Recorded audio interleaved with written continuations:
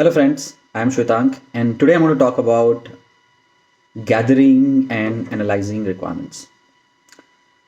Now, I will definitely talk about the software product specific requirements, but uh, this can be generic as well and can be applied for other product categories as well.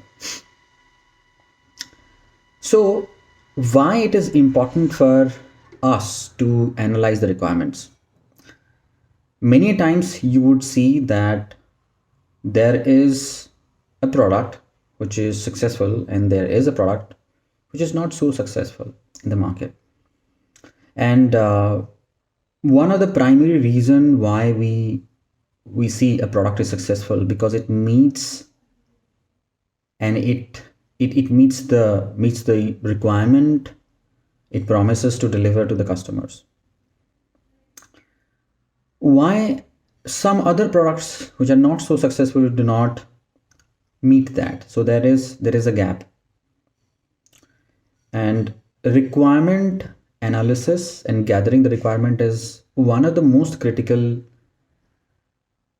phase which influences the success of a product. So now if we look at how do we deal with requirements, there are few things I want to draw your attention towards. One is, how do you start collecting the requirements? The first step of the requirement. Generally it happens by you go and you talk to your customers and then you get something from there. You do a market research, and that's how you get another bunch of requirements. And you talk to a design team, then they tell you another set of requirements, and that's how you keep on gathering the requirements. So the first thing you must understand is, whenever you are trying to analyze or trying to gather a requirement, you need to be absolutely sure about the success criteria. And it all starts with why. Ask the question, why? Why you want to implement this requirement? What does it deliver? What does it mean for our customers? So that is the starting point of analyzing requirements. Many times customers do not know how to express their requirements, because you need to go back and then you need to translate that into some engineering requirements and then implement that. So many times you need to really interpret what the customer needs, what the customers want.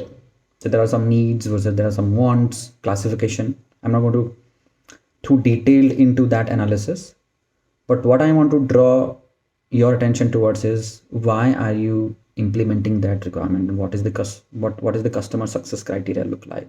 What are you trying to accomplish? When you have that, many of your decision making criterias in selecting those requirements will become crystal clear. You would then know how you want to trade off many decisions that you will take when you build the requirement, when you go back to your product making team.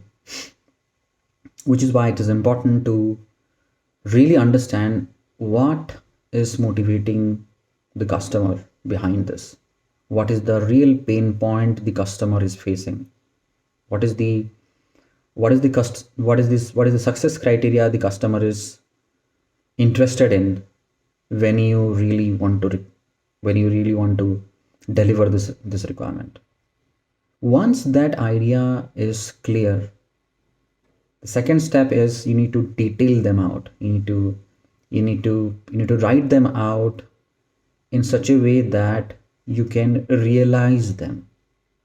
Just writing a requirement in a large manner or in an open-ended manner becomes very difficult for interpretation. For example, a customer says that I want the email to be more readable, or I need your notifications to be telling me what I am interested to look at.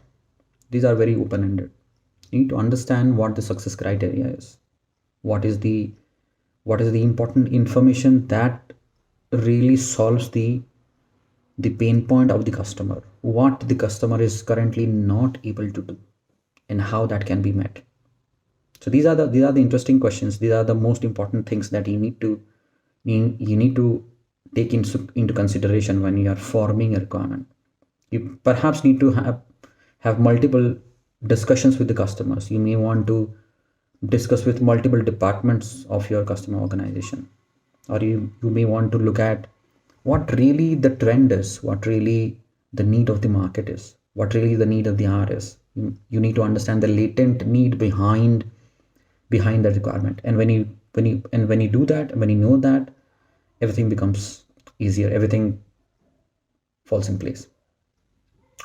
So that's all for today's tips. This is Shwetank signing off. Thank you.